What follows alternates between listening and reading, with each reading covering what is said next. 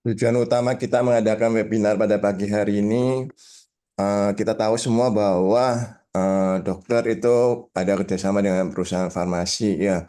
Sehingga ketika dokter meresepkan suatu obat, kemudian dokter mendapatkan komisi dari perusahaan farmasi. Kita, tenaga baik itu tenaga kesehatan tradisional maupun praktisi kesehatan tradisional, tidak mempunyai benefit seperti dokter. Dan kemudian kita juga tahu sebenarnya di pasaran, di toko-toko obat, baik itu Tionghoa, di online shop, apotek, sebenarnya banyak obat-obat herbal yang kita tidak tahu, ya. Seperti yang pada pagi hari ini kita bahas dua herbal. Pertama adalah Xiao Sanjie untuk penyakit payudara, kemudian Kung Liu Xiao untuk apa penyakit miom. Itu juga saya sebenarnya tidak tahu bahwa di pasaran ada dua produk ini, ya. Jadi ketika ada pasien yang miom ataupun keluhan payudara, biasanya saya menuliskan resepnya. Dan kita tahu bahwa jika resep godokan itu rasanya pahit, dan rata-rata semua orang tidak senang minum obat godokan pahit. Semua orang lebih senang minum obat atau herbal dalam bentuk kapsul. Nah, jika obat yang di pasaran dalam bentuk kapsul bisa menyembuhkan orang, menyembuhkan pasien kita, kita tentu akan lebih praktis jika merekomendasikan pasien untuk minum herbal atau obat dalam bentuk kapsul daripada minum obat dalam bentuk godokan. Sekalipun kita merasakan obat godokan pun juga toko obat yang dia pasien kita beli pun juga tidak mengucapkan terima kasih kepada kita, ya.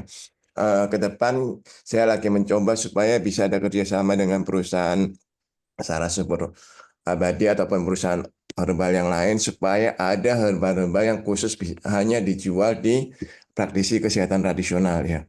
Sehingga kita juga bisa mendapatkan penghasilan yang cukup dari herbal, tidak hanya eh, dari akupuntur ataupun yang lain, ya.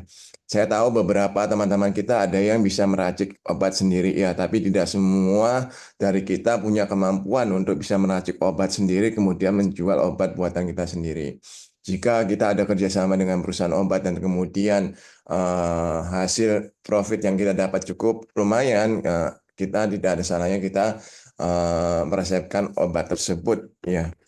Eh, Apalagi jika herbal tersebut ternyata sangat berkhasiat, ya. Untuk itu saya mengucapkan terima kasih kepada Mr. Lee dari perusahaan Pujang di Tiongkok maupun Pak Yosua yang hadir mewakili Salah Sumber Ayu atas kesempatan pagi hari ini yang memberikan kita untuk bisa belajar dua macam penyakit dan dua macam herbal, ya. Penyakit payudara dan penyakit miom yang cukup banyak, ya, terjadi. Saya juga cukup banyak pasien miom, kista, itu banyak, ya. Itu. Di mana materi pada pagi hari ini akan dibawakan oleh Profesor Kau Yang. Beliau adalah Changzhiyao Siye Liu Bu Si Chang Bu Chanpin Jingli, ya. Kemudian dia lulusan dari Beijing Zhongyao Daxue, Beijing University of Chinese Medicine. Kemudian dia juga ada seorang dokter. Kita mulai, ya, Bapak Ibu.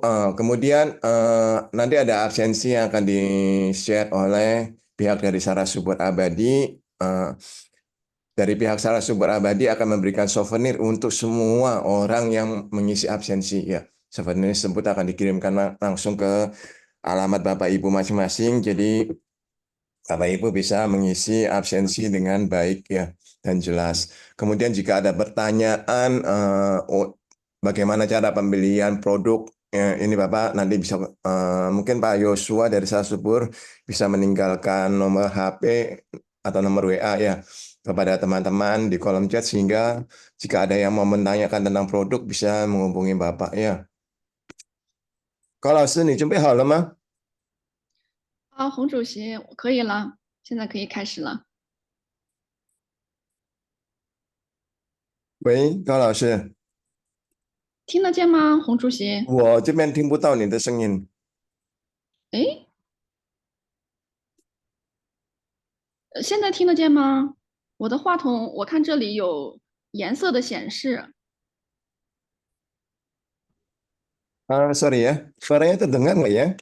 Dengar Sudah jelas. sudah tahu. Kalau dari Prof, kaunya kedengaran?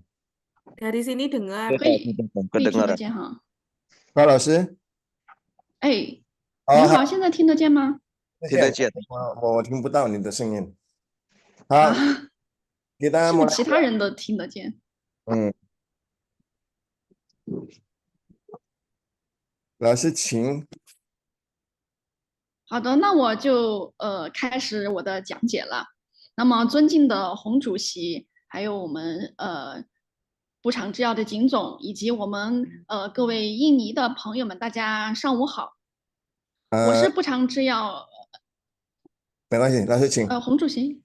哦，好的，我是部长制药妇科事业部的产品经理高阳，同时呢，我也是一位中医师。那么，首先呢，非常感恩我们因为中医药呢结缘于此。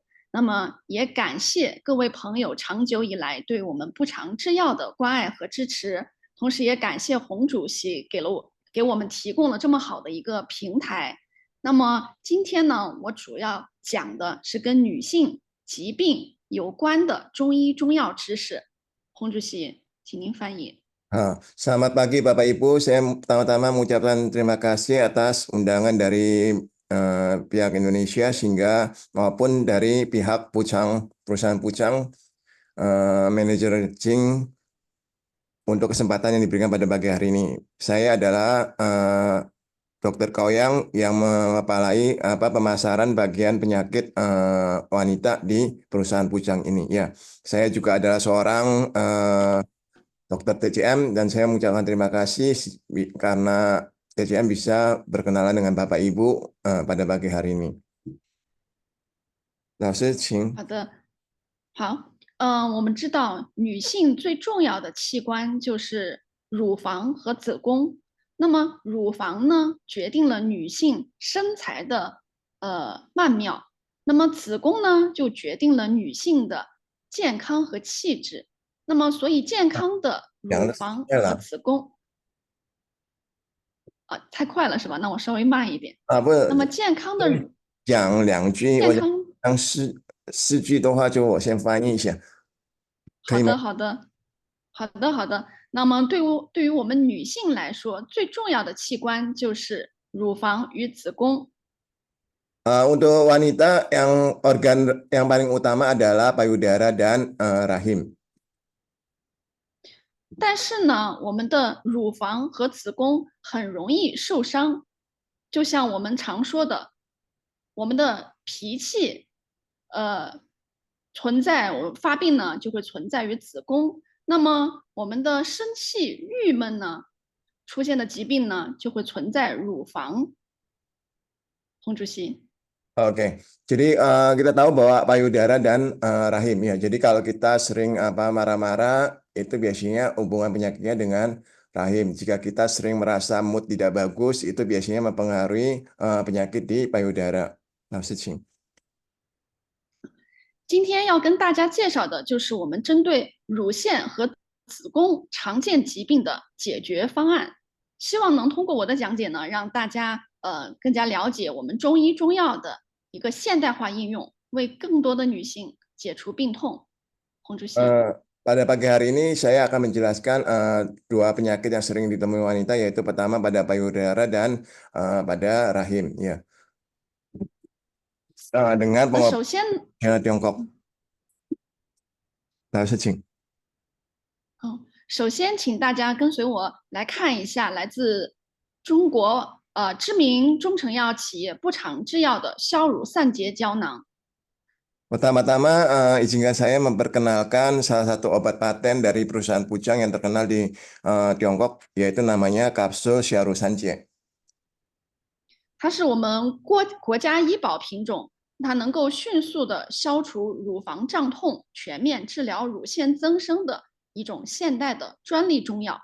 它的成分呢，包含了醋制的柴胡、炒白芍、粗香附、夏枯草、昆布、牡蛎、玄参、猫爪草、瓜蒌、丹参、牡丹皮、当归、土贝母、全蝎、山刺菇、黄芩等等。Jadi obat paten modern Tiongkok ini dia dapat dengan cepat menghilangkan nyeri payudara dan secara menyeluruh mengobati hiperplasia payudara. Komposisinya itu ada herbal caihu, 草白芍、粗香附、夏枯草、昆布、牡蛎、玄参、猫招草、挂螺、党参、牡丹皮、当归、土贝母、全蟹、山谷、黄芩。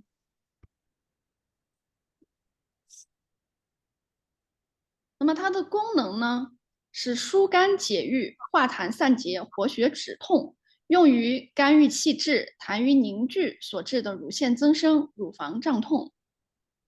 Fungsi utamanya adalah meredakan stanasici, menghilangkan depresi, melarutkan dahak, menghilangkan benjolan, melancarkan peredaran darah, dan mengurangi rasa sakit. Dia digunakan untuk mengatasi perplasia payudara dan nyeri payudara yang disebabkan oleh stagnasi hati dan akumulasi dahak serta statis darah.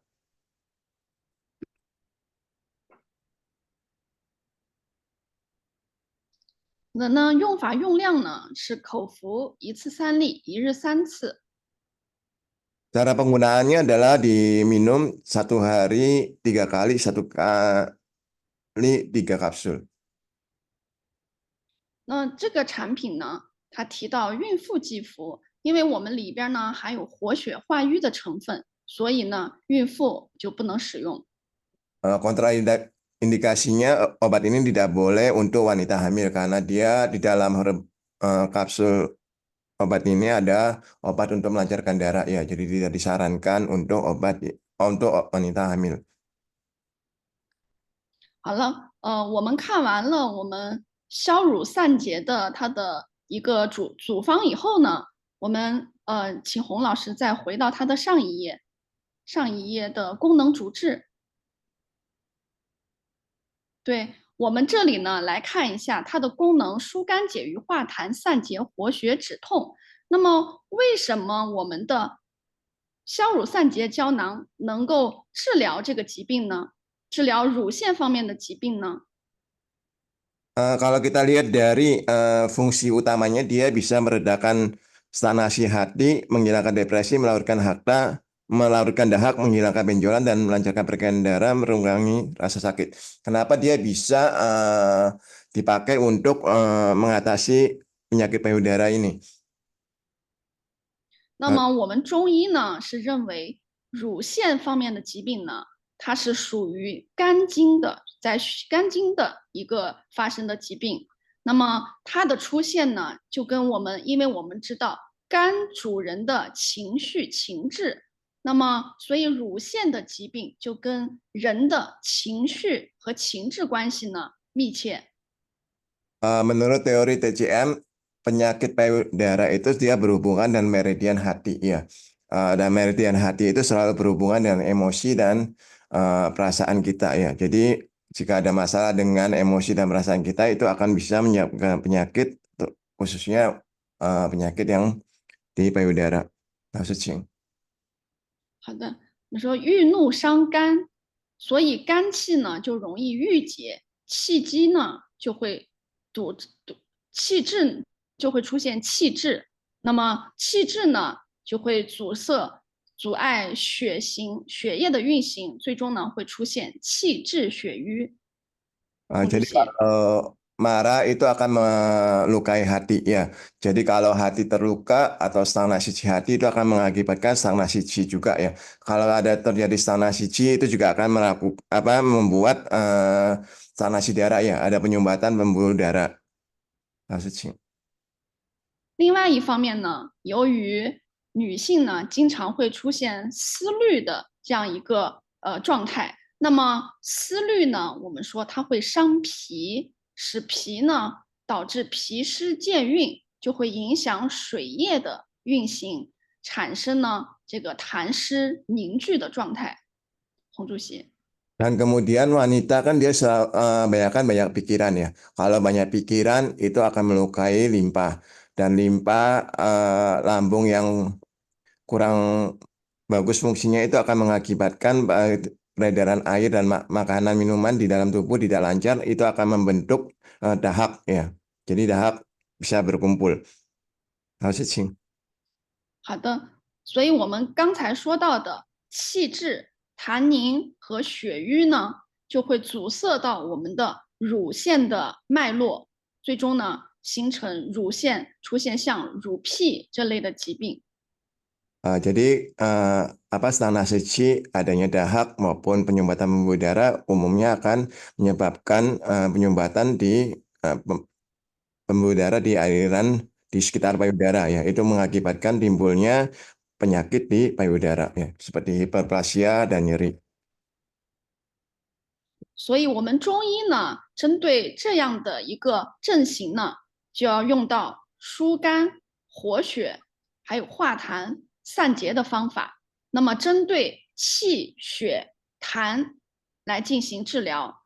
那消乳散结它的成分呢，我们可以看到它的各个环节都能对于我们这个乳癖形成的各个环节呢进行一个阻击。洪主席。 Karena itu untuk mengatasi penyakit ini biasanya dalam si TCM itu metodenya adalah meredakan sanasi hati, menghilangkan depresi, melakukan darah, menghilangkan benjolan dan mencegah peredaran darah. Ini untuk mengatasi segala masalah sanasi chi, ada tahap yang berkumpul maupun penyumbatan pembuluh darah. Secara keseluruhan produk kapsul Serosan C ini memiliki fungsi seperti untuk mengatasi masalah ini semua. 好的，下到我们刚才解剖位置的那一页。好的，那么说到它的功能主治，那么我们刚才提到了乳腺增生，那么针对这个疾病，我们就要先来看一看乳腺的解剖结构。 Pertama-tama kita perlu memahami anatomi dari payudara ya, untuk dapat memahami hiperplasia payudara. 事情。好的，那么我们的乳腺呢，位于我们的这个乳腺的整个结构呢，位于我们的这个包含了皮肤、皮下组织以及乳腺组织，这构成了乳房的整个的结构。 Struktur ataupun anatomi dari payudara kita itu dia terdiri dari kulit, kemudian ada jaringan subkutan jaringan payudara ini yang membentuk keseluruhan payudara kita. 那么我们可以看到右边这幅图，那么这是一个乳房的一个纵切面，它就像一棵横着生长的一棵树。 那么这个树根呢，就是乳头；那这个树冠呢，就是我们还有它分出的众多分支呢，就是这个乳腺的腺叶。 Jadi kalau kita lihat gambar yang di sebelah sini ini adalah gambar payudara dari sisi depan ya. Itu kita bisa lihat dia seperti suatu pohon ya, di mana akar dari pohon itu ada di puting, kemudian cabang-cabangnya itu adalah di jaringannya. 事情。好的，所以我们说呢，乳腺增生它的病变部位呢，就包含了腺泡、乳腺导管、腺小叶，还有叶间结缔组织。 Oleh karena itu, hiperplasia payudara itu dia menyangkut jaringan payudara yang terdiri dari lobulus, lobulus kecil, lobulus kelenjar, dan jaringan ikat antar lobus. 好的，请下一页。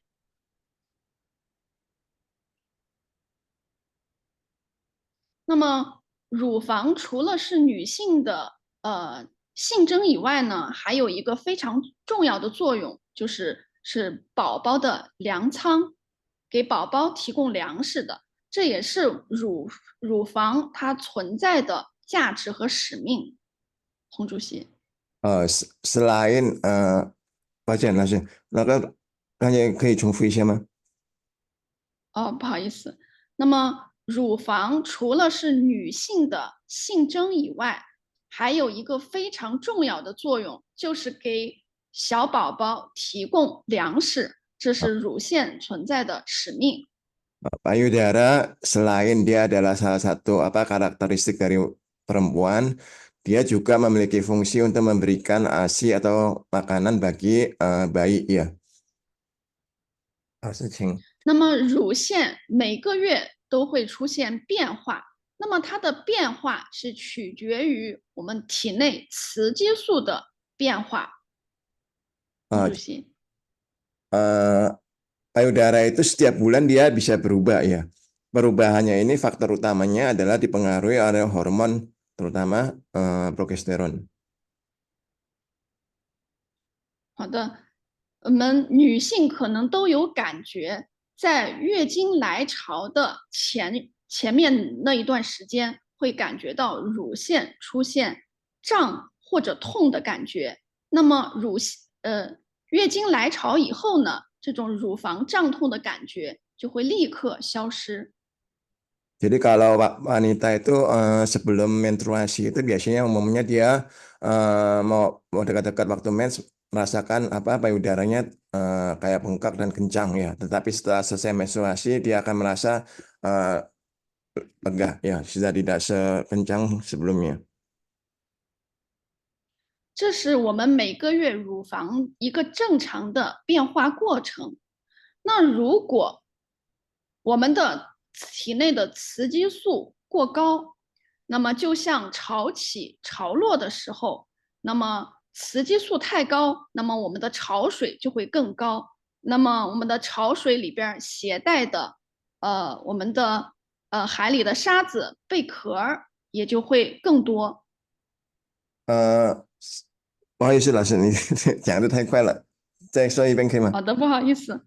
好的，那么这种乳腺的变化呢，就是我们一个每个月正常的变化。 Jadi perubahan payudara ini kita itu di setiap bulan ada perubahan. 这叫生理性的乳房胀痛。 Ini adalah nyeri payudara yang normal ya secara fisiologi. 那么什么样的乳房胀痛属于病理性的呢？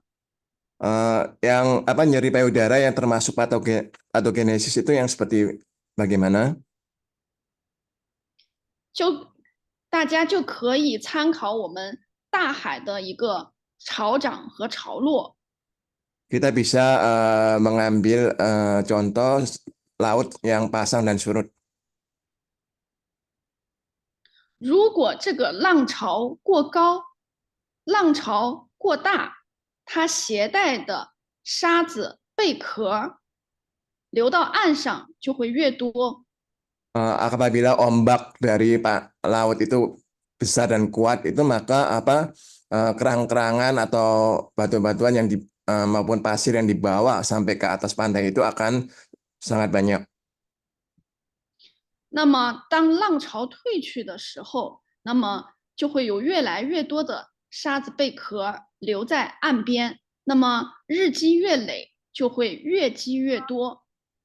Kemudian ketika ombak itu kembali ke lautan, kulit-kulit kerang-kerangan maupun pasir itu dia akan tertinggal di pinggiran perbatasan pantai dengan air laut itu ya. Semakin lama akan semakin banyak. 那么这种状态在我们医学上就叫乳腺复旧不全。 乳腺什么东西不全呢？是乳腺复旧不全。 复旧是哪个复旧？就是乳腺恢复不全的意思。 Ini kalau dalam kesehatan ini dinamakan payudara yang kita tidak bisa pulih dengan sempurna. 那么留在这个岸边的沙子、贝壳，那么积累日久就是我们后来的增生的结节、增生的乳腺组织。 Dan kemudian pasir ataupun kulit-kulit kerang yang tertinggal di pinggiran pantai ini yang mengakibatkan terjadinya penyakit payudara seperti penyakit hiperplasia payudara. 那么，所以我们很多乳腺疾病生成的原因、导致的原因呢，主要就是内分泌的失调，也就是雌激素水平相对或者绝对的增高。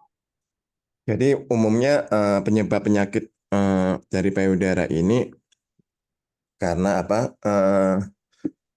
terjadi penumpukan ya. Ini umumnya disebabkan oleh ketidakseimbangan hormon, utamanya adalah kelebihan hormon estrogen. 所以我们看见乳腺疾病形成的原因，像不良睡姿、内衣过紧，还是生闷气、压力大、睡眠不规律，还有无性生活以及摄入我们的饮食和口服药方面，那么它的根本原因还是由于导致了雌激素的变化而出现的疾病。Jadi kalau kita lihat penyebab umum penyakit payudara itu ada posisi tidur yang buruk, berat terlalu ketat, kemudian emosi yang terpendam, stres berat, tidur yang tidak teratur, kurangnya aktivitas seksual, asupan protein hewani yang berlebihan, tidak menyukai sayuran, penggunaan kontrasepsi atau suplemen estrogen yang terlalu sering, itu kita bisa lihat semuanya akibatnya hanya adalah satu, yaitu hormon estrogen yang berlebihan. 好的，下一页。那乳腺疾病，尤其是乳腺增生呢，是我们女性非常普遍的一个疾病。Hiperplasia payudara itu adalah salah satu penyakit yang paling umum ditemui oleh para wanita. 而乳腺的自检呢，也是我们女性必不可少需要具备的知识。Pemeriksaan payudara mandiri ini adalah salah satu pengetahuan yang harus dimiliki oleh setiap wanita. 那么我们这个自检呢，最佳时间呢是建议每个月一次，选择呢在乳房最柔软的时候。那什么时候最柔软呢？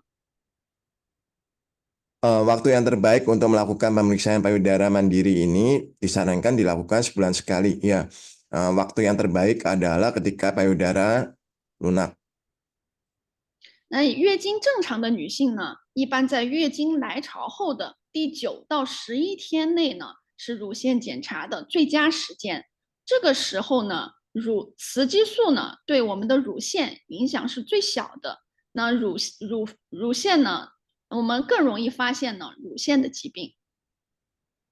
Jadi 9 sampai 11 hari setelah menstruasi itu adalah saat payudara paling lunak ya, di mana ini pada saat ini hormon estrogen itu paling rendah ya, sehingga merupakan waktu yang terbaik untuk memeriksa apakah payudara memiliki penyakit atau tidak. 那么，针对绝经以后的女性呢，可以在每个月固定一个时间来进行自检。 Untuk yang sudah wanita yang sudah menopause bisa memilih waktu yang tetap di setiap bulan. 好的，下一页。那么乳腺自检呢，可以通过看、摸、挤的方法来进行。那么首先呢是看，那么看呢，我们要站在镜前。Pemeriksaan payudara mandiri bisa dilakukan dengan 3 cara. Pertama melihat, kemudian meraba, ya, kemudian menekan, ya. Pertama-tama kita melihat bagaimana memeriksanya dengan melihat事情。好的，那么首先呢，我们要站在镜子前来进行检查。那么第一个呢，就是可以双手叉腰，或者呢，放在身侧，把我们的手呢放在身侧，仔细呢观察两侧乳房它的一个外形、轮廓、大小以及皮肤有没有异常情况。第二个呢，就是双手呢上举，看我们乳房这个胸大肌它的这个在肌肉牵拉时呢，两侧的乳房有没有异常的改变，比如皮肤的凹陷或者表皮的变化，还有形成包块以及乳头有没有异常的分泌物等等。 Pertama-tama kita bisa melakukan pemeriksaan di depan cermin ya. Pertama-tama berdiri dengan tangan bisa di samping ya, atau misalnya tangan di kedua sebelah sisi untuk melihat bentuk ukuran apakah simetris atau enggak dari payudara kita. Kemudian bisa juga dengan posisi berdiri, tangan ditaruh di belakang kepala ya. Kemudian kita kan bisa lihat bahwa otot itu akan tertarik. Kita bisa lihat apakah ada perubahan dari payudara kita. Pertama-tama melihat apakah ada permukaan kulitnya, apakah ada seperti ada lubang, kemudian apakah ada benjolan ya atau ada cairan yang tidak normal. 下一页。第二步呢，就是摸，就需要用到我们的双手。那么这个时候呢，就要进行对乳房的一个触摸的检查。 Kemudian kedua adalah dengan sentuhan atau meraba. Kita memerlukan melakukan pemeriksaan dengan kedua tangan. 那么首先呢，我们可以举起手臂，用手指的指腹按压并且触摸乳房以及腋窝的这个部位。那么注意触摸，看一下手下有没有像包块等等这样一些异常情况。那么我们在触摸的方式呢，大家可以参考右边的3幅图，包含了画圆圈的方式，就是以乳头为圆心，然后呢，用画圆圈的方式呢，逐渐移动我们的手指。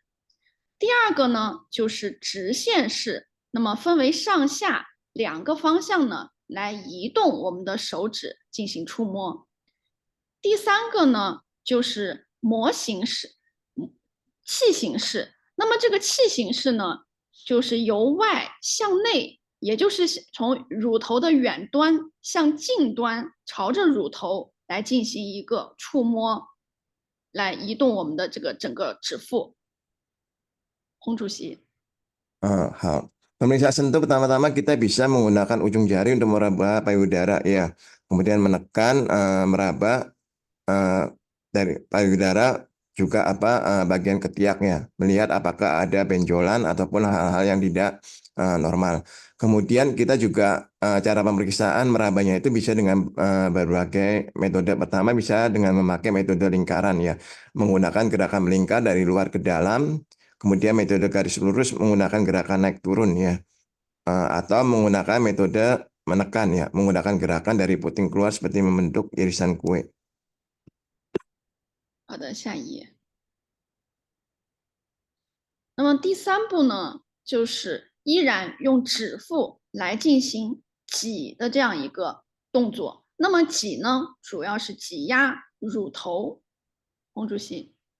Kemudian yang ketiga adalah pemeriksaan puting dengan cara melakukan penekanan atau seperti gerakan memeras. 那么方法呢，就是从乳房的外侧向乳头的方向进行挤压，观察这个乳头有没有液体的流出。 Pertama, kita melakukan gerakan dari luar menekan atau memeras ke arah dalam. Kemudian kita melihat apakah ada cairan yang keluar dari puting. 那么我们建议呢，一般风险的人群呢，在40岁以下的女性呢，每个月进行1次乳房自检，那么每年呢进行1次临床的像影像学的一个检查。那么40岁以上的女性呢，每个月呢进行1次乳房自检，那么每年呢1次临床检查，还有1次 B 超检查。 那么必要时呢，进行乳腺的 X 线的检查。 Jadi untuk wanita yang memiliki kelompok wanita yang memiliki kemungkinan besar terkena, untuk yang umur 40 tahun ke bawah disarankan itu setiap bulan sekali itu melakukan pemeriksaan sendiri ya. Kemudian setiap tahun sekali melakukan pemeriksaan klinis ya. Untuk yang 41 tahun ke atas juga melakukan pemeriksaan mandiri 1 bulan sekali ya. Kemudian 1 bulan melakukan pemeriksaan klinis. Kemudian 1 tahun sekali melakukan USG, jika diperlukan perlu melakukan pemeriksaan X-ray. 好的，下一页。那么，我们呢这里总结了我们自检的时候需要重点观察的14个的重要的要素。那么大家在自检的时候可以对照排除检查。Jadi dalam pemeriksaan payudara secara mandiri ada tanda-tanda yang harus kita perhatikan ya. Dan kita disimpulkan ada 14 tanda yang harus kita perhatikan secara khusus. 好的，下一页。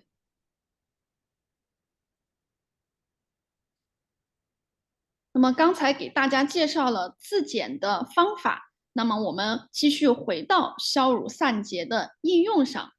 那么消乳散结胶囊除了应用于我们刚才说明书上提到的乳腺增生以外呢，它在临床上的应用非常广泛。洪主席。Tadi kita sudah belajar cara pemeriksaan payudara mandiri. Kita sekarang kembali ke penggunaan kapsul Shaorusan C ya. Penggunaan kapsul Shaorusan C ini dalam klinis itu tidak hanya bisa digunakan untuk hiperplasia payudara, dia bisa untuk banyak hal yang lain. 好，那么它还可以用于治疗第一个乳痛症，那么包含了生理性的乳痛和病理性的乳痛。Dia bisa mengobati nyeri payudara, baik itu nyeri payudara yang diakibatkan oleh fisiologis maupun yang patologis. 那么病理性的乳痛呢，就是我刚才讲到的，我们在岸上留下的沙子和贝壳，那么所导致的这样一个疼痛。Patologis nyeri payudara itu seperti yang tadi saya jelaskan, itu seperti apa pasir ataupun kulit kerang yang tertinggal di pinggiran pantai yang mengakibatkan nyeri payudara. 好的，第二个呢是用于治疗乳腺结节类的疾病。那么除了乳腺增生以外呢，还包含了乳腺纤维瘤、乳腺囊肿，还有副乳以及男性的乳腺发育征。 Selain itu, dia dapat digunakan juga untuk penyakit kista payudara ya, seperti selain hiperplasia payudara, dia masih bisa digunakan untuk fabriodenoma payudara, kista payudara, puting ketiak tambahan, gynecomastia. 第三个呢是应用于慢性乳腺炎类疾病的治疗。那么慢性乳腺炎呢，就包含了浆细胞性乳腺炎和肉芽肿性乳腺炎。那么这里大家要注意，我们这个慢性乳腺炎跟我们女性哺乳期的急性乳腺炎呢，大家要注意区分。 Yang ketiga, kita bisa digunakan juga untuk radang payudara kronis. Radang payudara kronis ini bisa terdiri dari masistis plasenta, mastitis granulomatosa ya. Yang harus diingat, kita harus membedakan ketika wanita menyusui itu juga kadang-kadang ada radang payudara akut ya. Itu harus dibedakan dengan yang radang payudara kronis ini. 好的，那哺乳期的急性乳腺炎呢，我们更建议来进行物理的乳汁疏通，以及呢用抗生素来进行消炎。 Untuk radang payudara akut yang pada masa menyusui disarankan melakukan pengobatan dengan cara melancarkan supaya air ASI-nya bisa keluar ataupun minum antibiotik. 那么第四个疾病呢，就是甲状腺结节。那么甲状腺结节呢，我们在日常呢知道它的男女发病的比例呢是1:9，那么这个疾病在女性中高发。 Untuk yang keempat, dia bisa digunakan untuk mengobati nodul tiroid ya. Rasio kejadian penyakit ini antara pria dan wanita adalah 1:9, di mana kita lihat bahwa wanita memiliki presentasi lebih besar. 好的，我们逐一来进行一个介绍。那么我们这个首先呢，先来看一下我们乳痛症的用药方案。那么乳腺疼痛呢，是女性去就诊的一个主要的原因。那么18到25岁以前的女性呢，都是以生理性的、周期性的胀痛为主。那么这个时候的女性呢，她的疼痛主要是由于激素的一个周期性的变化所导致。洪主席。Berikutnya kita membahas tentang rencana pengobatan untuk nyeri payudara. Ya. Nyeri payudara ini adalah alasan utama kenapa wanita itu melakukan konsultasi ke dokter ya. Untuk wanita yang berumur 18 sampai 25 tahun, umumnya itu nyeri payudaranya itu periodik fisiologis ya. Itu karena kan hormon yang berubah umumnya. Masih Cing.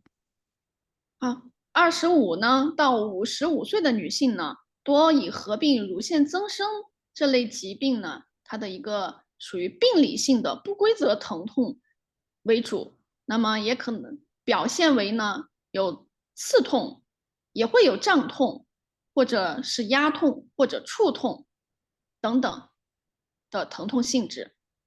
Dan kalau nyeri tidak teratur untuk pada wanita berusia 25 sampai 55 tahun biasanya secara patologis dan biasanya bisa bergabung dengan hiperplasia payudara dan penyakit yang lain. Nyerinya biasanya nyeri seperti ditusuk, seperti nyeri bengkak, nyeri ketika ditekan, nyeri ya seperti itu. 好的，下一页。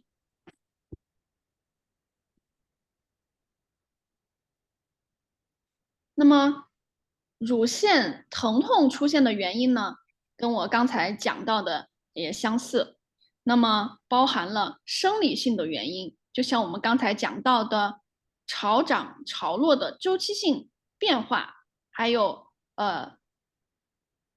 像怀孕、哺乳等等的一些生理变化呢，都会导致乳房的一个疼痛，这是生理的原因。Penyebab nyeri payudara itu kita tahu ada banyak hal ya. Salah satunya adalah penyebab dari fisiologis yaitu umumnya penyebab karena siklus menstruasi ya. Seperti yang tadi saya jelaskan aliran ombak, pasang dan surut ya. Perubahan fisiologis seperti siklus menstruasi, kehamilan dan menyusui dapat menyebabkan nyeri payudara. 好的，那么病理性的原因呢，就包括了像有出现了乳腺的疾病，像乳腺炎、乳腺增生、乳腺癌等等，都会引起乳房的疼痛。另外呢，还会有一些其他的原因，比如呢，这个内分泌外伤、内分泌的失调、药物的应用，比如说使用了激素类的药物，那么所有这些原因呢，都会导致乳痛。Penyebab kemudian ada juga penyebab penyakit ya, seperti penyakit mastitis, hiperplasia payudara dan kanker payudara ini dapat menyebabkan nyeri payudara. Kemudian juga ada penyebab lain seperti misalnya trauma atau luka luar atau gangguan hormon, gangguan endokrin atau penggunaan obat dan lain-lain bisa menyebabkan juga nyeri payudara. 那么我们在中医看来呢，它的疼痛呢还是包含了2点。不通则痛和不容则痛。Di TCM kita penyebab penyakit itu dibedakan dari umumnya karena 2 unsur ya, karena tidak lancar maka sakit atau karena tidak mendapatkan nutrisi maka dia sakit. 好的，那么目前呢，针对这个乳房疼痛，我们临床呢没有特效的西药。那么疼痛如果严重呢，一般医生呢会开具激素类的药品，但是由于这些药品呢，它的副作用比较大，主要是去除雌激素的药品，那么就会导致我们体内的雌激素突然降低，而出现一系列的身体副反应。Untuk nyeri payudara secara klinis obat-obatan barat tidak ada obat-obatan konvensional yang sangat efektif. Ketika nyeri parah seringkali diberikan obat hormonal. Tetapi kita tahu juga obat hormonal ini efek sampingnya besar ya. Karena biasanya kan diberikan obat hormon kemudian membuat hormon estrogen kita menurun. Dan ini akan menimbulkan banyak komplikasi yang lain. 好的，那我们中成药呢，就可以弥补这一点的不足，成为治疗乳腺疼痛的一个首选的治疗方法。 Dan obat herbal jadi kita yang TCM ini bisa menjadi pilihan untuk membantu mengatasi nyeri pada payudara ini. 好的，我们首先来看一下一般日常生活中的调理方法。首先呢，如果乳房的出现疼痛呢，那么我们可以如果是这种紧张性的疼痛，我们可以采用热敷的方式。 Secara umum ada beberapa hal yang bisa dilakukan untuk mengobati nyeri payudara. Pertama-tama adalah dengan kompres panas ya. Kita bisa melakukan kompres panas ini dengan handuk panas atau botol air panas dapat meredakan nyeri dan sesak yang pada payudara. 对于胀痛、热痛，还有那种跳痛，我们可以采用冷敷的方式。 Untuk pasien mengalami nyeri pembengkakan ataupun yang nyeri payudaranya yang akut terasa panas, itu kita bisa melakukan kompres dingin. 另外呢，我们还要避免辛辣、刺激以及酒精等等的食物。 Kemudian kita harus menghindari makan makanan pedas, minum minuman alkohol yang dapat memperparah nyeri dari payudara. 好的，下一页。那么药物的治疗呢，我们可以选用消乳散结胶囊来按一个疗程服用。那么针对乳腺它的一个痛症呢，我们可以以及它的增生呢，我们可以快速的止痛。那么根据这个产品它的一个优势呢，我们也在我们国内呢制定了它的一个疗程销售的一个方法。 Jadi Pujang Xiaorusan C ini dia pengobatannya biasanya satu kotak untuk satu siklus pengobatan ya. Di Tiongkok ini dia obatnya sampai cukup bagus dan kemudian terkenal sehingga dia bisa memberikan suatu promosi ya. Jadi kalau misalnya tidak ada hasil dia bisa dikembalikan uangnya. Nah, 好的，我们针对它止痛的这个优势呢，我们制定了这个止痛的签约诊疗。如果使用一个疗程无效的话呢，我们进行一个退款的处理。 Jadi mereka ada program jika setelah minum satu seri pengobatan kemudian tidak ada hasil, itu bisa dikembalikan uang ya di Tiongkok.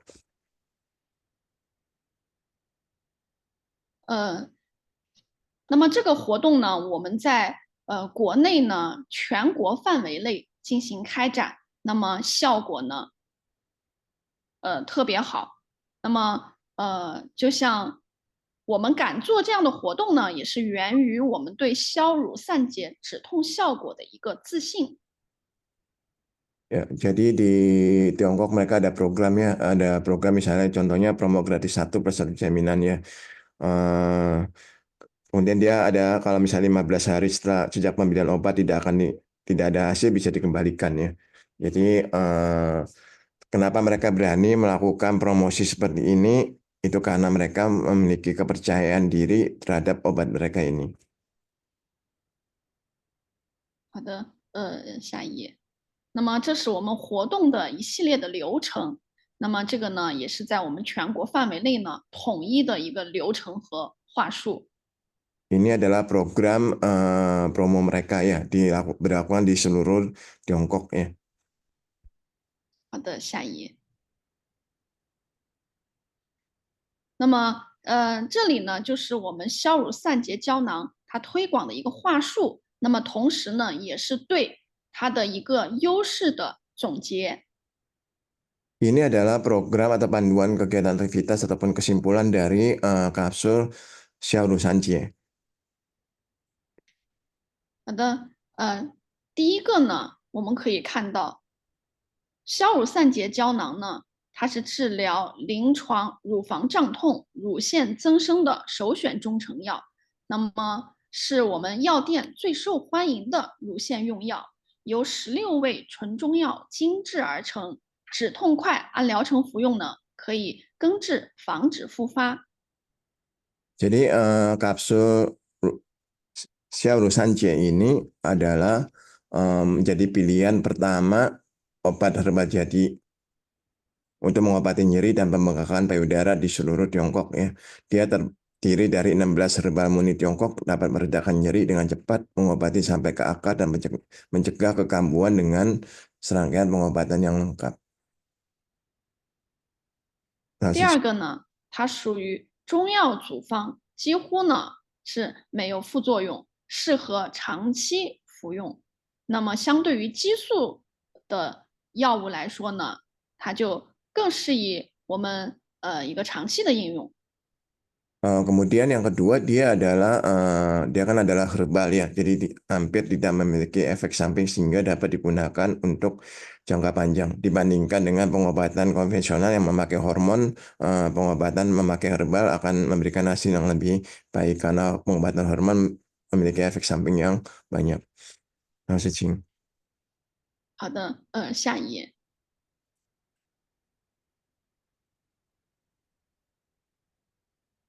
那么说完了第一个疾病乳腺的疼痛，接下来我们来看一下乳腺疾病的第二大症状，就是结节。那么结节类的疾病包括了哪些呢？洪主席。 Kemudian selain tadi kita udah belajar bagaimana dia mengobati nyeri payudara, obat ini juga dapat digunakan untuk mengobati penyakit nodul payudara ya. 好的。那么首先第一个呢，就是我刚才讲到的乳腺增生。那么它主要呢是存在于18到35岁的女性中。那么第二个呢就是乳腺纤维瘤，那么它呢基本上呢没有痛感，直径呢一般是1到3厘米。那么第三个呢就是要稍微严重一点的是乳腺囊肿，存在于30到50岁的女性，一般呢它是质地比较软的包块，那么可能会有也可能没有疼痛的症状。那么第四个呢是副乳男性的以及男性的乳腺发育征。这个副乳呢更多的存在于我们的腋下，那么男性的乳腺发育征呢更多的见于青春期以及60岁以上的男性。 Nah, untuk ini pertama-tama dia bisa mengobati hiperplasia payudara ya. Ini umumnya dialami oleh wanita usia 18 sampai 35 tahun ya, tadi kita sudah bahas. Kemudian dia juga bisa digunakan untuk fibroadenoma payudara ya. Penyakit ini umumnya dialami oleh wanita umur 18 sampai 35 tahun. Dan ini umumnya itu dia tidak ada rasa nyeri ya, tapi dia berkaitan dengan hormon estrogen. Kemudian kita raba itu ada nodul ya, umumnya sekitar 1 sampai 3 cm. Nah, ketiga dia juga bisa untuk dipakai untuk mengobati penyakit kista payudara. Kista payudara ini umumnya dialami oleh wanita usia 30 sampai 50 tahun ya, di mana dia gejalanya adalah muncul sebagai benjolan yang lebih lunak teksturnya. Bisa ada rasa nyeri, bisa juga tidak ada rasa nyeri. Kemudian yang keempat, dia juga bisa digunakan untuk mengobati pembesaran dan penambahan payudara pada pria ya. Umumnya ini genoklasmia pada pria ini bisa kita temukan di area ketiak, bisa ada nodulnya ya. Umumnya dialami pria selama masa pubertas ataupun setelah dia melewati umur 60 tahun ya. Gejalanya itu mirip dengan hiperplasia payudara. 好的，下一页。那么它在治疗上呢，如果是轻症呢，我们一般建议呢使消乳散结胶囊使用3个疗程，那么可以有效的缩小结节和包块。那么如果是结节较大的，请洪主席翻译。 Kemudian pengobatannya kita menggunakan ini ya, kapsul Xiaorusan J. Untuk gejala yang ringan disarankan melakukan pengobatan 3 siklus pengobatan, yaitu total 9 kotak ya. Umumnya bisa menghilangkan benjolan yang ada ya, atau nodul. 好的，如果是比较严重的结节，也就是它的这个结构比较大，并且呢伴随的疼痛更加剧烈的，我们建议用消乳散结加上西药卡莫西芬来共同治疗3个疗程。Kalau misalnya dia gejalanya berat, misalnya nodulnya itu areanya besar, kemudian rasa nyerinya sangat cukup parah, disarankan minum kapsul Serosanche 3 siklus pengobatan ditambah dengan obat konvensional tamoxifen ya, juga 3 siklus pengobatan. 如果是对于结节进行手术治疗以后的应用呢，我们可以在手术后继续服用消乳散结胶囊3个疗程。Untuk orang yang memiliki modul kemudian sudah melakukan operasi itu bisa meminum kapsul Serosanche 3 kotak, 3 siklus pengobatannya. 事情。好的，那么消乳散结胶囊可以在乳腺微创术后呢，有效的活血化瘀生新，能够很好的止痛，帮助伤口的恢复。另外呢，调节激素的水平，防止它的复发。Setelah operasi payudara yang mikroinvasif, penggunaan kapsul Serosanche ini dia dapat membantu meningkatkan peredaran darah, mengurangi pembekuan darah dan merangsang regenerasi jaringan baru ya, membantu meredakan nyeri, mempercepat penyembuhan luka. Kemudian dia juga dapat mengatur tingkat hormon untuk mencegah kekambuhan.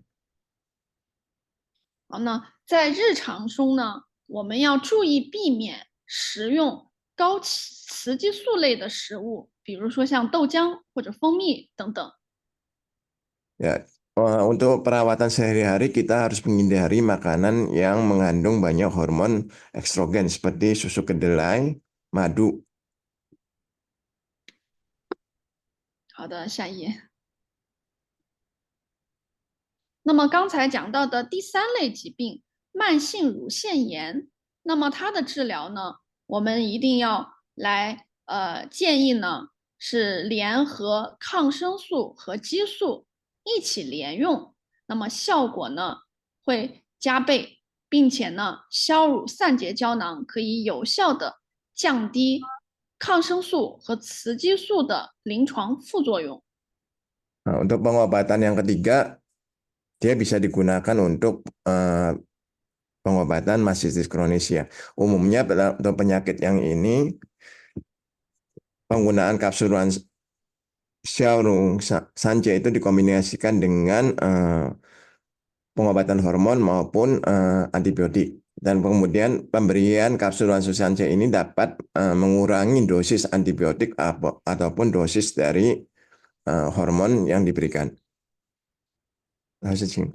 消乳散结胶囊治疗慢性乳腺炎，它可以活血疏落、镇痛、抗炎。Dalam pengobatan untuk penyakit ini, kapsul Serosanche dapat meningkatkan sirkulasi darah, meredakan nyeri, dan memiliki efek antiinflamasi. 这里呢，建议消乳散结胶囊联合甲泼尼龙片和头孢丙烯来一起服用。另外呢，我们日常呢，可以使用我们的一些消毒洗护液来进行一个内衣的清洗。 Untuk penyakit ini, pengobatan yang disarankan adalah pengobatan kombinasi, yaitu kapsul Serosanche ditambah tablet methylprednisolone dan Ceprosil ya. Untuk penggunaan sehari-hari juga dikombinasikan dengan memakai disinfektan untuk membersihkan pakaian dalam yang digunakan. 好的，下一页。那么第4类呢，甲状腺结节。那么大家可能呢，比较诧异，我们消乳散结是治疗乳腺的药物，怎么能够用到甲状腺的疾病治疗上？洪主席。Kemudian keempat, dia bisa mengobati nodul tiroid ya. Mungkin dari Bapak Ibu akan berpikir bukannya kapsul Serosanche ini dia mengobati penyakit payudara. Kok bisa dipakai mengobati tiroid? 那事情。好，我们临床发现呢，乳腺结节经常和甲状腺结节这个疾病呢伴发，也就是伴随发生。那么，我们这个合并发生的这个几率呢，达到了将近50%。Jadi kalau di 女 dalam 性。klinis itu ada nodul di payudara itu biasanya juga ada nodul di ginjal tiroidnya. Jadi hiperplasia payudara kemudian kerusakan payudara itu biasanya terjadi bersamaan ya. Jadi kalau ada nodul di payudara kemungkinan juga ada nodul di tiroid. Kemungkinan terjadi ini mendekati 50% yaitu 42,9%. 大家可能做体检、看体检报告的时候呢，就会有感觉。那么有乳腺结节的女性呢，会很多伴随甲状腺结节的发生。那么有甲状腺结节的人群呢，也多伴随有乳腺结节的这个概率呢更高。Jadi kalau ketika kita melihat hasil pemeriksaan tubuh, biasanya kita bisa melihat bahwa orang yang memiliki nodul di payudara itu pasti umumnya juga ada nodul di tiroid. Begitu juga sebaliknya ya. Ketika dia ada nodul di tiroid, kemudian ada nodul di payudara juga. 他们伴发的主要原因呢，一个共同的原因呢，就是由于体内雌激素水平的增高。Penyebab utamanya dari baik di tiroid maupun payudara itu umumnya disebabkan oleh karena hormon estrogen dalam tubuh yang meningkat. 这是它西医的一个发病原因。那我们从中医的角度来看看，消乳散结为什么能够治疗甲状腺结节呢？ Nah, kita lihat dari sudut TCM kenapa kapsul Serosanja ini dapat mengobati penyakit ini. 那么我们从中医的角度上来说呢，甲状腺，我们知道它是在我们的脖颈处，那么乳腺、甲状腺呢，它都在我们的中医所说的足厥阴肝经的循行路线上。 Kita dari sudut TCM itu kita tahu bahwa tiroid itu biasanya terjadi di leher ya, dan dia itu berada di meridian kaki dari J-in atau meridian hati ya. Itu sama dengan masalah di payudara ada di meridian hati. 好的，如果出现了情绪或者压力的问题，导致我们肝经的循行不畅，那么乳腺和甲状腺就会同时出现问题，发生结节。 Jika ada emosi yang tidak stabil, kemudian misalnya depresi, itu akan mempengaruhi meridian hati dan secara otomatis itu mempengaruhi payudara sekaligus tiroid ya. Jadi muncul ada nodul atau benjolan.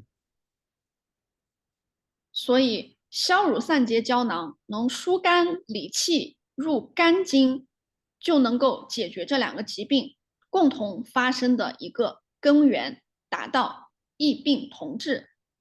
Jadi kapsul saluran saja ini dia bisa melancarkan hati, meredakan stres ya, sehingga dia dapat mengobati baik itu kerusakan pada ginjal tiroid maupun pada payudara ya. Ini dinamakan misalnya satu obat bisa mengobati dua penyakit. 那么这里呢，展示了消乳散结胶囊在临床上可以和左旋甲状腺素钠片共同联合应用，治疗甲状腺结节的发生。 Jadi dalam klinis ini kita bisa lihat bahwa kapsul saluran saja itu dia dapat digunakan bersamaan dengan tablet natrium levotiracetam. 好的，下一页。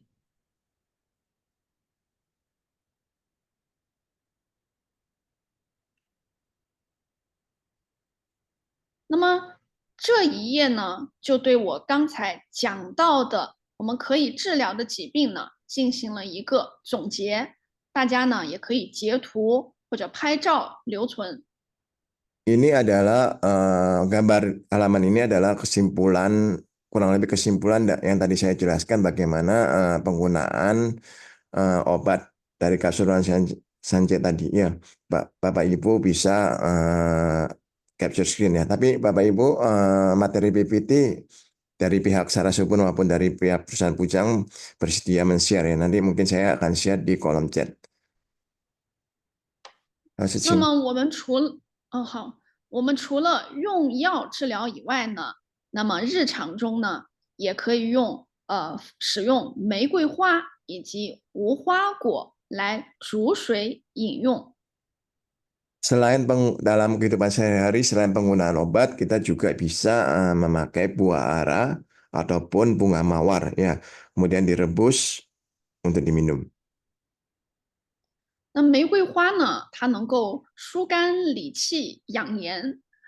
这个无花果呢，能够解毒消肿。 Bunga mawar ini dia bisa melancarkan hati, kemudian melancarkan energi, kemudian juga bisa buat kecantikan ya. Uhaguo itu dia bisa uhaguo 是解毒是吗？老师？解毒消肿。 buah ara itu bisa untuk membersihkan racun dan menghilangkan pembengkakan. 好的，日常呢，我们还可以按揉我们的穴位来进行保健。那么这里呢，列举了按揉肩颈穴、膻中穴以及天宗穴。 Kemudian kita juga bisa melakukan acupressure ya. Acupressure bisa dilakukan di 3 titik yang disarankan. Pertama-tama adalah titik Jianjing ya. Kemudian titik Tanjung atau Sanjung, kemudian ada titik Tianjung. 好的，肩颈穴呢，在乳头向上，也就是肩膀，向上到肩膀的最高点。 Letak titik akupuntur dari Jianjing ini dia ada di bagian atas bahu ya. Ketika kita mengangkat tangan dan membiarkan ujung jari tengah menyentuh bagian bahu, titik akupuntur Jianjing terletak di tempat yang tersentuh ujung jari tengah tersebut. 好的，肩颈呢，它是胆经的穴位。我们说肝和胆呢相表里，它能够起到一个疏肝的作用。 Titik Jianjing ini dia ada di meridian kantung empedu ya. Kita tahu bahwa kantung empedu dengan hati itu memiliki hubungan luar dalam ya. Jadi ketika kita menekan titik Jianjing ini, dia juga bisa melancarkan chi hati ya. 第二个穴位膻中呢，在2个乳头的中点，那么按揉呢可以疏肝理气。 Kemudian titik Sanjung atau Tanjung ini dia ada terletak di antara kedua payudara ya. Kalau kita menekan titik ini, itu dia juga bisa melancarkan chi hati. 那么天宗穴呢，在肩胛岗中点，与这个肩胛骨下角连线的上1/3与下2/3的交点的凹陷中。如果乳腺有问题呢，一般按揉这个穴位呢会有痛感。 Titik akupuntur Tianjung ini dia terletak di punggung di antara tulang belikat dan tulang belakang pada level ruang antara tulang rusuk ketiga dan 4. Jika ada masalah di payudara, biasanya ketika kita menekan titik Tianjung ini akan terasa sakit. 另外呢，还有我刚才讲到的，对于我们女性来说，一定要注意少生气，保持乐观的心态以及健康的生活方式。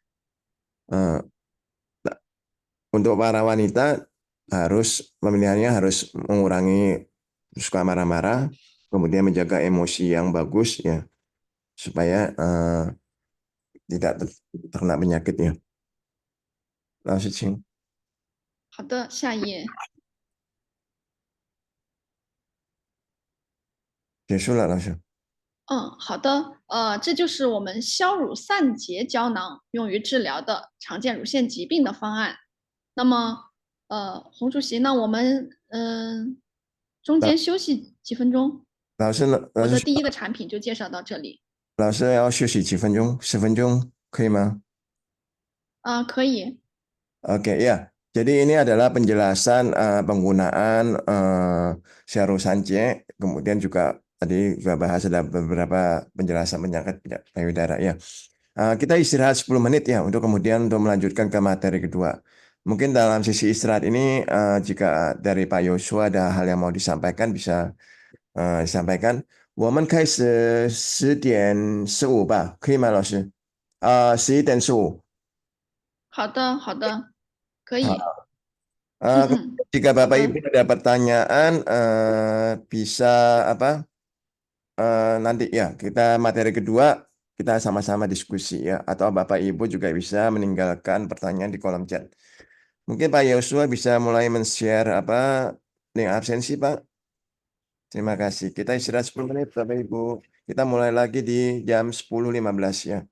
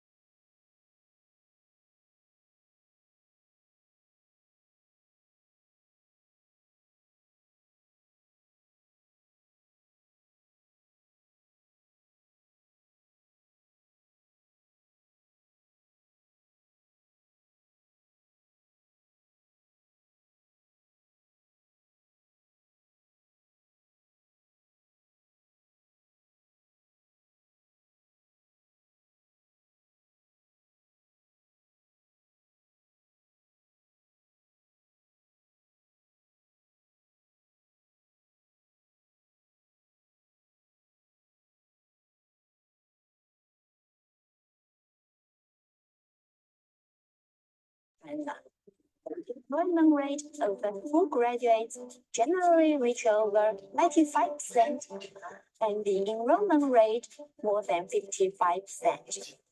From 2018 to 2021, the school's passing rate of the Chinese medicine practitioner qualification examination ranked record among all the TCM universities in China. 校里有着许多富有中医特色的社团，比如针灸协会、模拟医院等，平常会举办各类竞赛和志愿活动，促进我们多方面发展，提升我们的综合实力。同时，也多次安排我们到学校实习跟诊，使我们能够将书本知识和临床实践更好的结合，有效的增强了我们的中医临床思维能力。 The talent training and quality of graduates of the school are highly recognized by the industry. I want to be a messenger to transport the culture of TCM to the world. Сегодня я хочу встретить статуру, после того, как окончу статуру, поработать в китайских больницах, чтобы набраться опыта, и потом вернуться в Россию вместе с отцом, открыть личную больницу. Welcome to the first school of clinical medicine of CCMU. Make it a starting point of your TCM dream.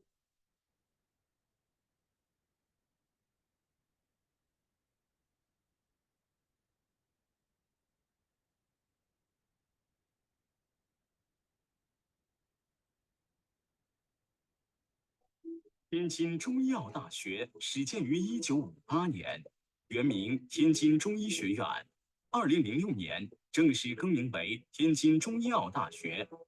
1992年，天津中医学院经原国家教委批准，加挂中国传统医药国际学院校牌，是唯一一所加挂此校牌的中医药高等院校。2017年，学校进入世界一流大学和一流学科建设高校行列。2020年，学校成为天津市人民政府、教育部、国家中医药管理局共建。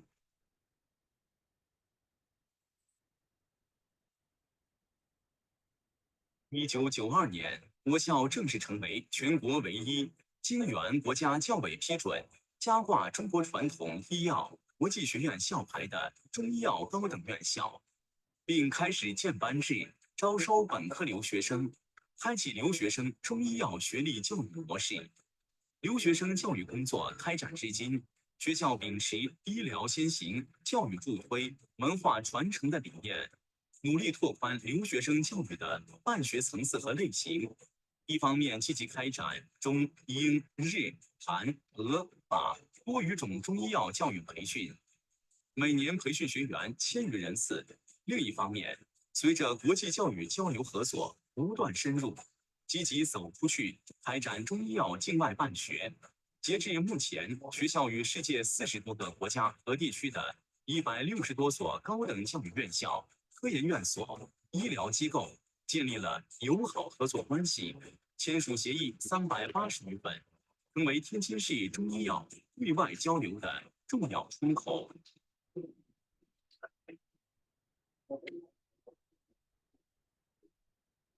中医药国际教育实现飞跃式发展，国际学生已成为中医药国际化的传播者和实践者，联合国外院校进行科研合作及学术交流，提升教师双语教学授课能力。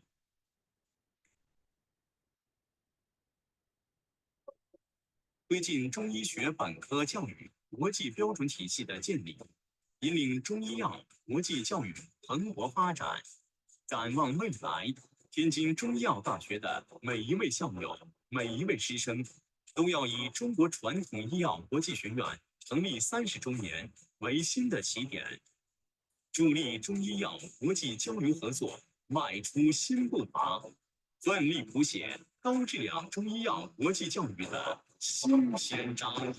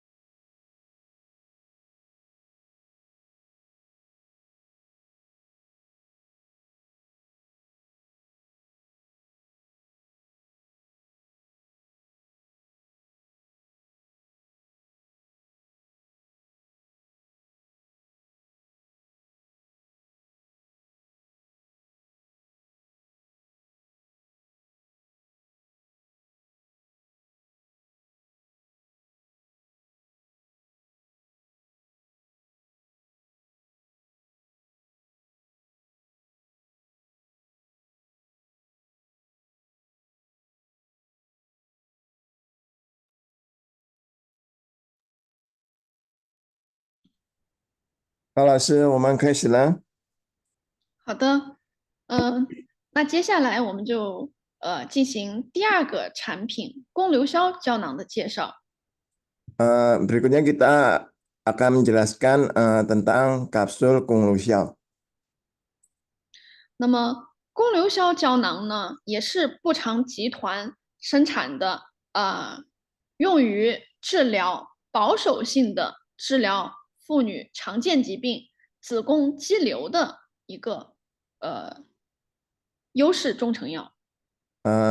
Kapsul dari Kung Liu Xiao ini juga salah satu produk unggulan dari perusahaan Puchang yang dapat mengobati penyakit miom uteri secara tradisional ya.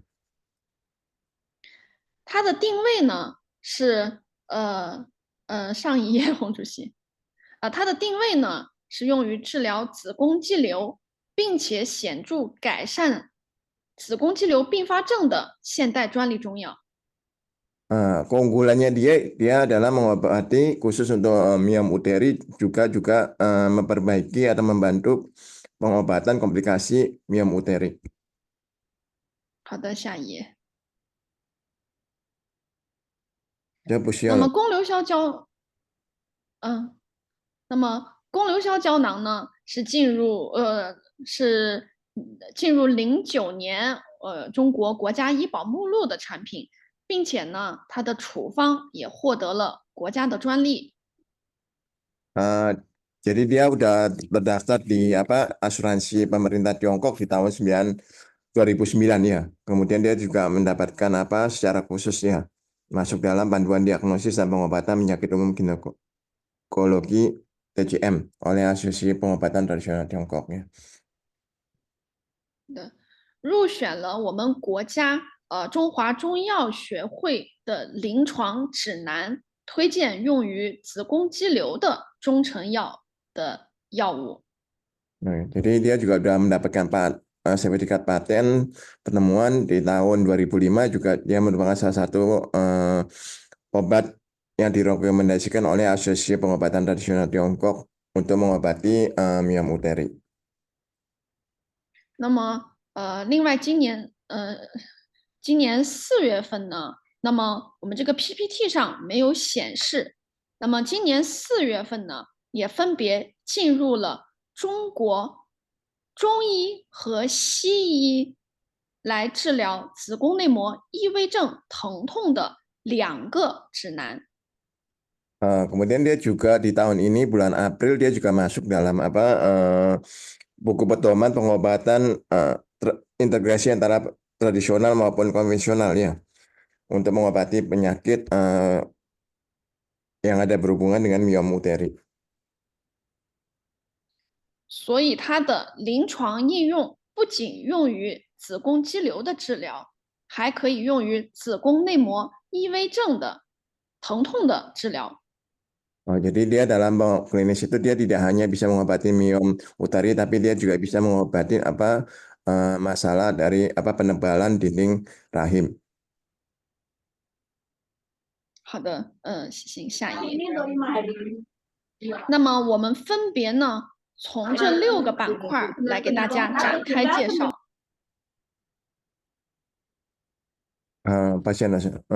行。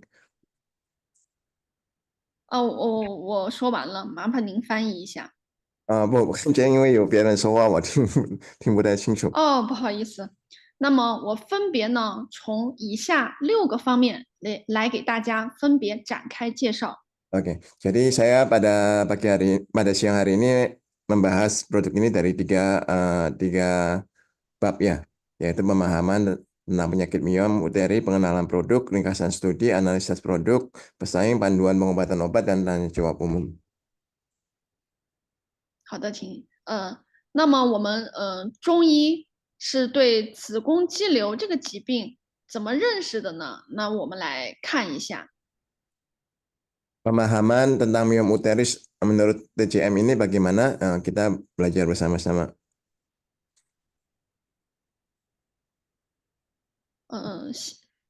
下一页。那么我们中医认为呢，子宫肌瘤、子宫内膜异位症，还有结节包块、卵巢囊肿、盆腔包块这些疾病呢，都属于中医真假的范畴。Jadi kalau dari sudut TCM itu penyakit mioma uteri, endometriosis, nodul atau benjolan, kista ovarium, benjolan dalam panggul itu semua termasuk dalam penyakit zhengjia.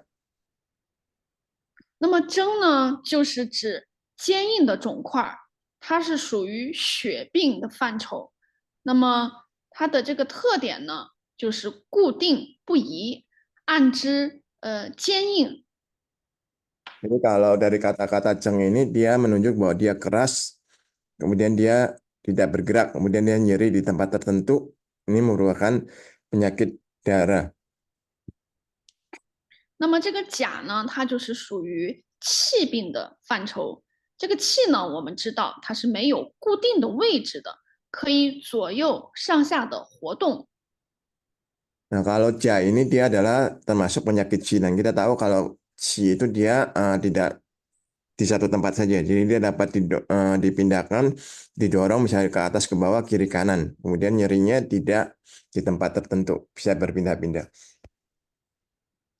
那我们在这个中医的表现上呢，它的这个真和假呢，常常是共同发生，没有它彼此相连，难以分割开来。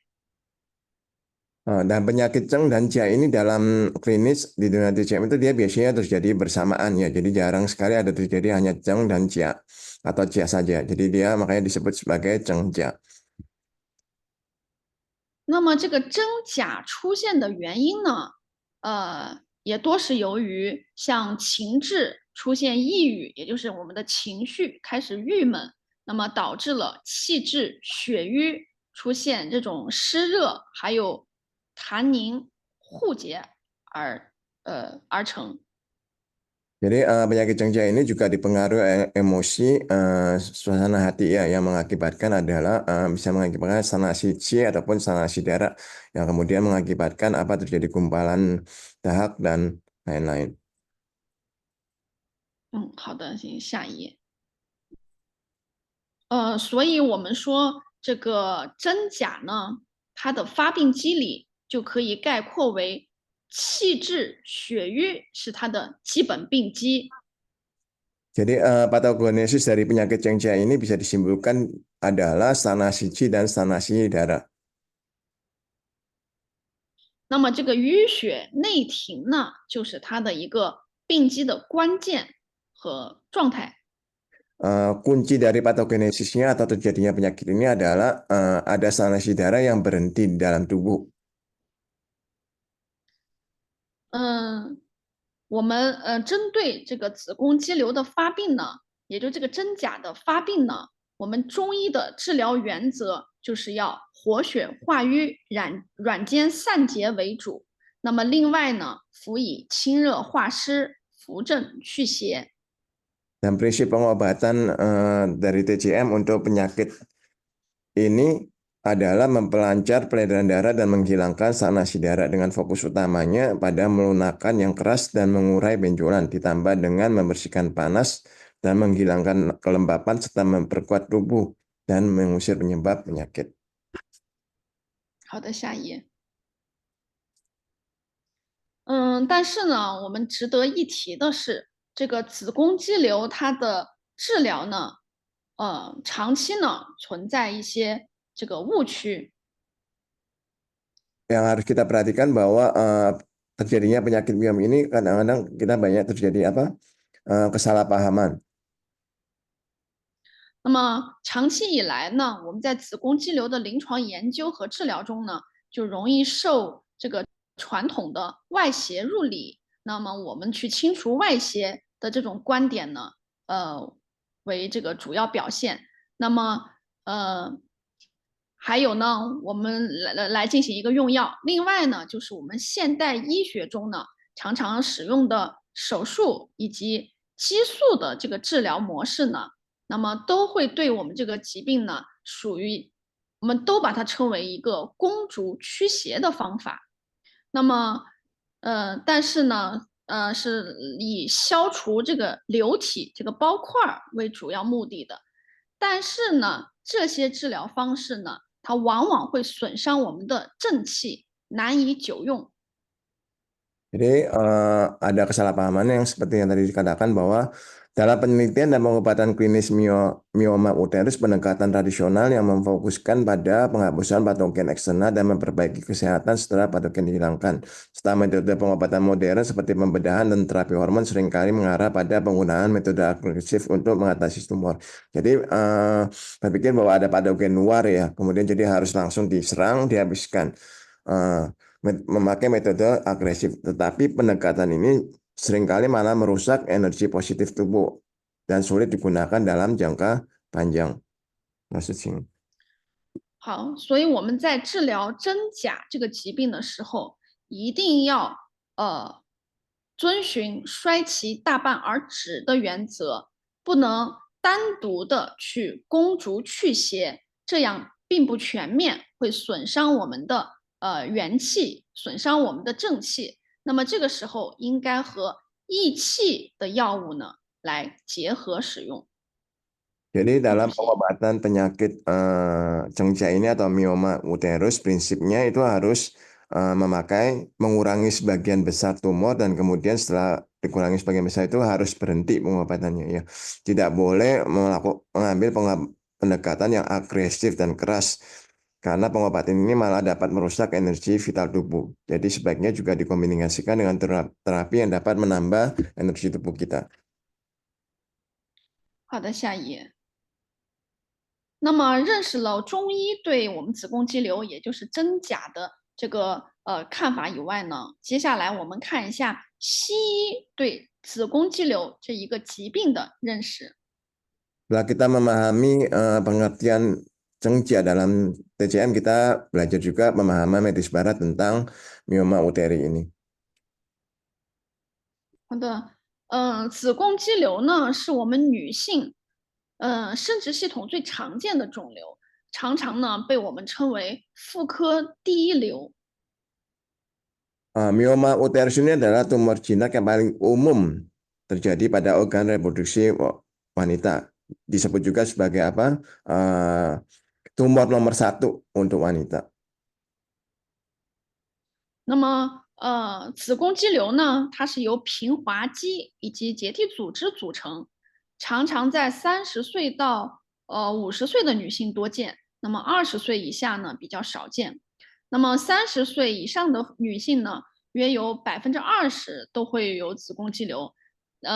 但是呢，因为这个子宫肌瘤这个疾病呢，它很少或者是基本上没有什么症状的感觉，那么都是在进行检查医疗这个临床检查的时候呢发现，所以呢，它的这个临床报道的这个发病率呢是远远的低于真实的发病率。洪主席。 Mioma uteri ini biasanya terdiri dari jaringan otot polos dan jaringan ikat dan biasanya terjadi pada wanita yang berusia umur 30-50 tahun. Untuk wanita yang di bawah usia 20 tahun itu biasanya sangat jarang ditemukan ya. Kemudian menurut statistik itu ada banyak 20% wanita yang di atas 30 tahun itu memiliki mioma uterus. Akan tetapi karena banyak mioma uterus itu dia tidak ada gejala ya, tidak menunjukkan gejala atau hanya gejala ringan sehingga angka kejadian yang dilaporkan itu sering jauh lebih rendah daripada angka kejadian mioma yang sebenarnya. Jadi ada kemungkinan bisa lebih dari 20% ya. 好的，下一页。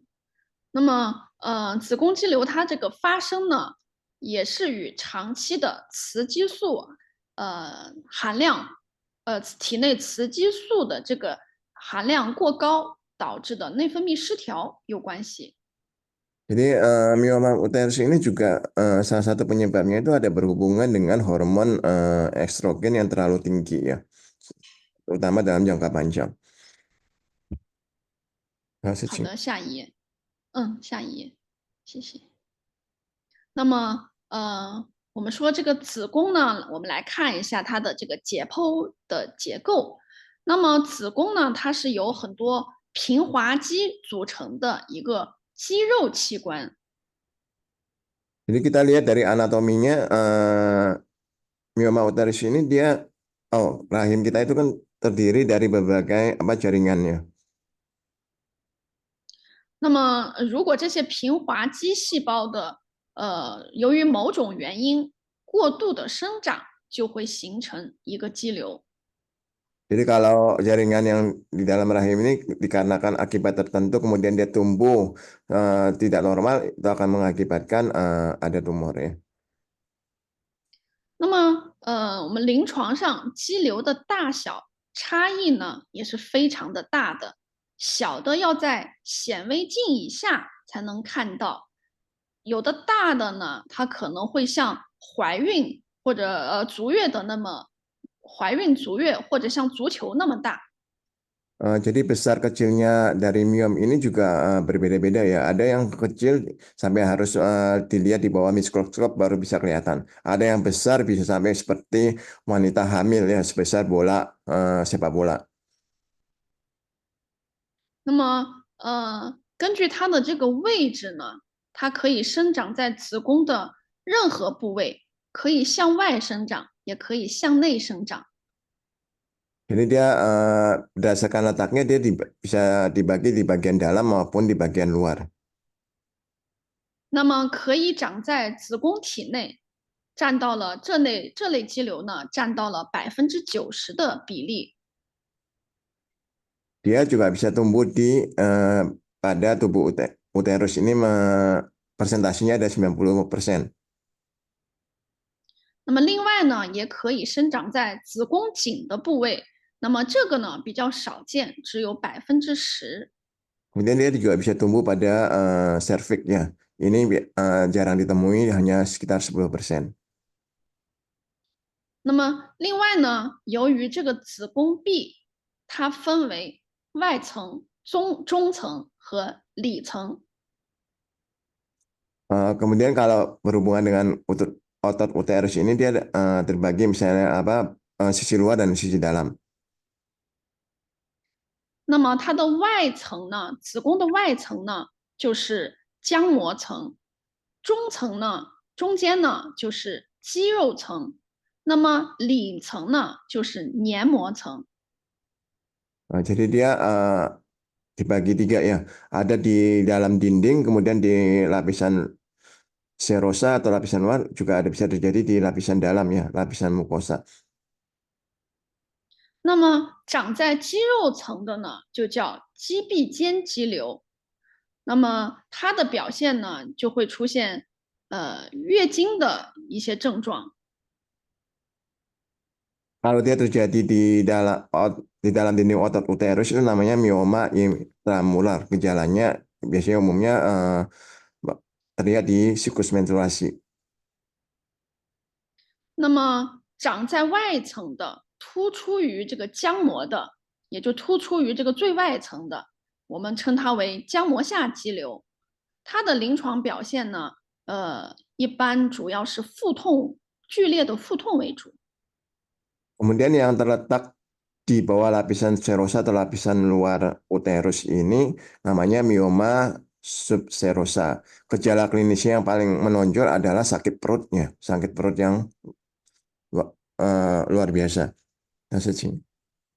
好的，那么生长于这个子宫内层的呢，那么突出到我们这个，也就是进入我们这个宫腔里边的呢，这个叫黏膜下肌瘤。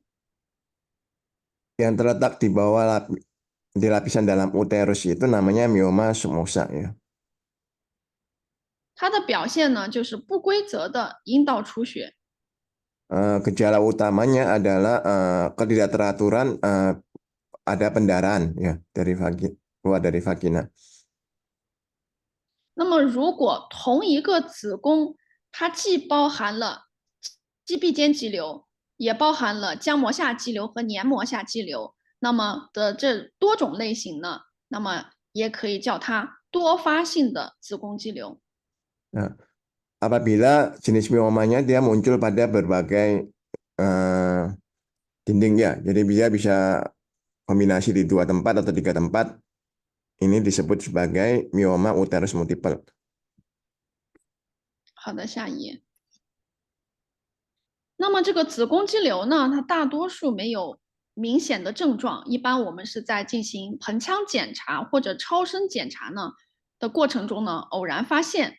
那么它出现的这个症状，与这个肌瘤的部位、生长速度，还有无变性呢，都有很大的关系。那么它跟肌瘤的这个大小、数目呢，却没有关系。 Jadi umumnya mioma uterus ini dia tidak menunjukkan gejala yang jelas. Seringkali malah ditemukan ketika melakukan pemeriksaan panggul atau ultrasonografi. Gejala yang muncul itu ya terkait dengan lokasi mioma, kecepatan pertumbuhannya, dan apakah terjadi generasi. Dia tidak ada hubungan gejalanya itu dengan pada ukuran ataupun jumlah miomanya. 那么，请大家看到下面这个树状的图。那么我们概括来看，子宫肌瘤患者的临床表现呢，就是这个图中所展示的。 Jadi kalau kita lihat gambar yang seperti pohon ini adalah gejala yang bisa muncul ketika pada penderita mioma uterus ya. 那么最主要的症状呢，就是第一个呢，这个月经的一个改变。 Gejala yang pertama itu adalah perubahan siklus menstruasi, adalah yang paling umum. 会出现月经的过多，有时候呢大量出血。 Bisa jadi jumlah pendarahannya atau menstruasi jumlah darahnya sangat banyak ya. 并且呢周期缩短，这个经期、月经期呢延长。 Atau misalnya siklus menstruasinya memendek atau jadi lebih panjang. 第二个最主要的症状呢，就是下腹部的包块。 Gejala berikutnya yang utama juga ada benjolan di bagian bawah perut. 那么在肌瘤一开始呢，可能摸不到肿块。那么当这个肌瘤增大超过像3个月妊娠大小的时候呢，下腹正中呢就可以摸到肿块。 Umumnya pada waktu awal-awal ada miom itu biasanya tidak akan bisa teraba ada benjolan di bawah perut. Tetapi apabila miomanya lebih dari 3 cm, itu umumnya bisa mulai teraba. 并且呢，这个肿块呢一般没有压痛，尤其呢在膀胱充盈的时候呢，它的表现肿块呢就更加明显。 Pangkwang Chunging sih mah. 对。 Biasanya benjolan ini biasanya kalau ditekan tidak sakit ya. Akan tetapi biasanya kalau ketika melakukan pemeriksaan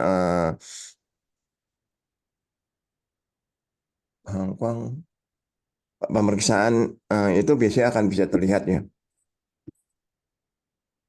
那么另外呢，还有一些其他的症状，像这里所列举的腰酸、白带增多、下腹坠胀坠痛，还有我们的一些压迫的症状，比如说像有这个尿频，这个便秘等等。 Kemudian juga bisa ada muncul gejala-gejala lain seperti nyeri pinggang, ada peningkatan keputihan, kemudian ada ketika ditekan sakit ya, kemudian sering kencing, ya, kemudian rasa kembung dan nyeri perut di bagian bawah dan lain-lain. 同时，严重的呢还会激发贫血和不孕症。 Kalau misalnya sangat berat kasusnya bahkan bisa muncul anemia sekunder atau infertilitas. 好的，下一页。那么，这里我们所看的列举的呢，像我们这个刚才我讲到的黏膜下肌瘤以及肌壁间的小肌瘤呢，一般没有明显的月经改变。 Umumnya kalau miom 浆膜下肌瘤， miom serosa dan miom yang intramural kecil itu biasanya sering tidak menyebabkan ada perubahan menstruasi yang jelas. 好的，下一页。那么我们大的肌壁间肌瘤，也就是中间层的这个肌瘤呢，以及黏膜下的肌瘤呢，会出现月经增多、经期延长的表现。 Jadi kalau untuk miom ultramural besar dan miom submucosa itu umumnya gejalanya mulai ada ya, seperti hiperplasia endometrium yang berkepanjangan, kemudian statis dan dilatasi pembuluh darah vena endometrium. 那么还有一种带地黏膜下肌瘤，也就这个肌瘤它会长出这种根，长出这个根，这个根如果脱出了阴道，就会出现大出血、腹痛等等这样一些症状。 Kemudian juga ada misalnya miom submucosa bertangkai yang keluar dari vagina. Biasanya kalau ini gejalanya adalah pendarahan hebat, nyeri perut, keputihan yang bernanah. 好的，下一页。那么这个西医治疗子宫肌瘤呢，目前没有特别好的方法。一般呢，达到一定的程度呢，会采取手术切除。 Pengobatan konvensional untuk miom uteri ini biasanya tidak terlalu ini ya. Ada yang sangat efektif. Utamanya adalah menggunakan operasi ya untuk menghilangkan. 如果没有达到手术标准呢，就会告知观察等待。 Jika tidak memungkinkan atau tidak memenuhi standar untuk dilakukan operasi, yang bisa dilakukan adalah observasi dan menunggu. 那么在药物治疗方面，目前还没有可以使这个子宫肌瘤消失的特效西药，主要呢，还是对抗雌激素过高的一些西药，比如说呢，使用雄性激素，比如说这个甲基睾丸素，另外呢，还有孕激素，像黄体酮。那么还有抗激素药三苯氧胺。 另外呢，这个抗孕激素的药物，像这个米非司酮，还有这种促性腺激素释放素等等。 Jadi untuk penggunaan obat saat ini belum ada pengobatan barat yang dapat secara efektif menghilangkan mioma uterus. Pengobatan umumnya adalah mengatasi tingginya kadar estrogen dengan menggunakan obat-obatan hormonal seperti testosteron dan lain-lain. 好的，但是这些激素类的药物呢，会引起我们严重的内分泌系统的紊乱。 Akan tetapi kekurangan pengobatan ini dia dapat menyebabkan gangguan sistem endokrin tubuh kita. 所以这种疗法呢，也仅仅是用于手术前的辅助治疗。 Oleh karena itu biasanya pengobatan ini hanya digunakan sebagai terapi pendukung sebelum dilakukan operasi. 好的，下一页。那么这呢，就是我们使用手术治疗以及其他微创术治疗的一些方法。 Ini adalah pengobatan berikutnya adalah pengobatan operasi ya ataupun pengobatan mikro surgery. 好的，请下一页。那么我们学习了子宫肌瘤的疾病知识以后呢，接下来呢，我们就来看一下宫流销胶囊它的治疗优势。那么第一个呢，就是治标。这个标呢，就是针对子宫肌瘤临床的并发症，像出血、还有腹痛以及炎症，那可以达到一个止血、止痛、消炎的作用。 Setelah kita belajar tadi mekanisme terjadinya miom uterus, kita sekarang belajar apa fungsi atau kegunaan dari kapsul kongliosyal. Pertama-tama dia adalah mengobati gejala ya. Dia untuk mengobati komplikasi miom uterus perlu dilakukan untuk pengobatan untuk menghentikan pendarahan, meredakan nyeri dan mengurangi peradangan. 那么第二个呢，它能够治本。这个本呢，就是疾病发生的根源，就是这个肌瘤需要有效的控制它的生长。另外呢，软化和缩小这个肌瘤。 Yang kedua, dia bisa mengobati akar masalah atau akar penyakitnya ya. Kemudian hasil penelitian klinis dia menunjukkan bahwa kapsul kongliosyal ini dia memiliki pengendalian efektif untuk pertumbuhan miom serta peredaman dan pengecilan miom. 第三个呢，就是防止复发。那宫流销胶囊呢，我们临床实验、临床课题呢，验证宫流销胶囊它能够有效的调节我们机体的雌激素的水平，防止这个子宫肌瘤的复发。